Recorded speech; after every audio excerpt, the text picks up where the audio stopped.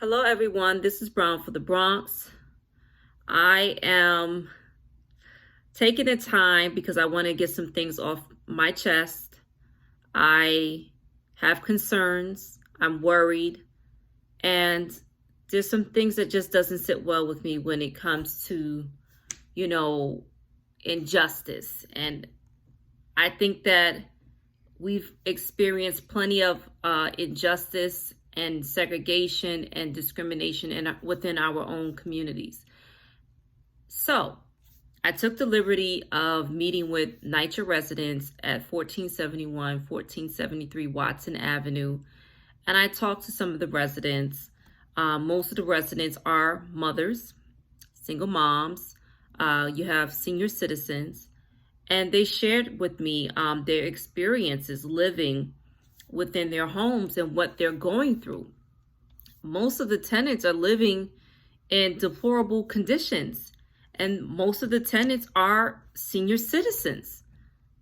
That bothers me because you have current elected officials and the surrogates who are telling lies to the public. You're lying to the people. You have residents in your backyard who are suffering, and they're going out of their way to try to get some help, but they have no one else to turn to. And they depend on you guys to do your jobs. And the only time you guys come around is election time. I'm out here on the ground. Where are you guys? What are you doing? This is your job. You are supposed to serve the people. You're supposed to do public service, not come out when it's a photo op. There's an 80-year-old woman living in her apartment. She's on dialysis, and her front lock is broken. Her apartment was broken into. And she told me that people have tried to break into her apartment over and over again. This is an 80-year-old woman. And the locks hasn't been fixed yet. And they put a piece of cardboard by the lock to try to cover up that big space between the lock and the base of the door because it's been kicked in. She's alone. She's afraid. Then you have another tenant, a female. She's also senior citizen, living in a studio apartment with the ceilings coming down. She's told that she's on a waiting list. That, to me, there's a problem here. Something is very wrong with our system. And I blame you guys. We need to start holding these elected officials accountable. Stop voting for them. Vote them out.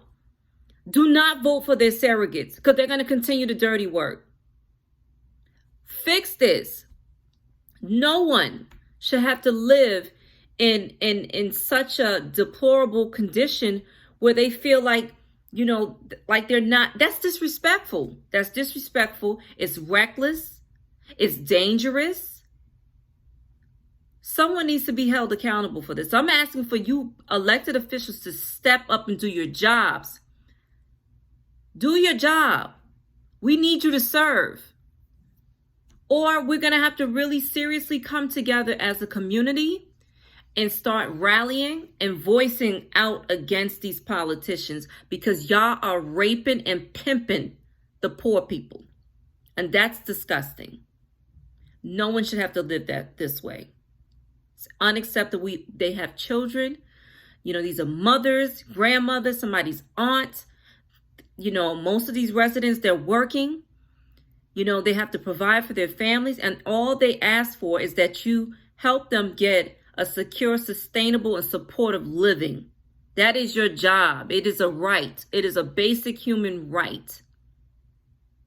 So I'm going to continue to follow up with the residents, but I will be reaching out to elected officials.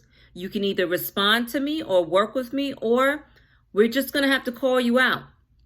But I will not turn a blind eye and allow the residents to continue to suffer. I will not. And that includes, both public and private housing. We will hold your feet to the fire. Hold their feet to the fire, to the flames. Do not let them get over. We don't want to hear no more of your promises, because what happens to them affects me as well, because I'm living in the same situation like the residents. So this is what I had to say.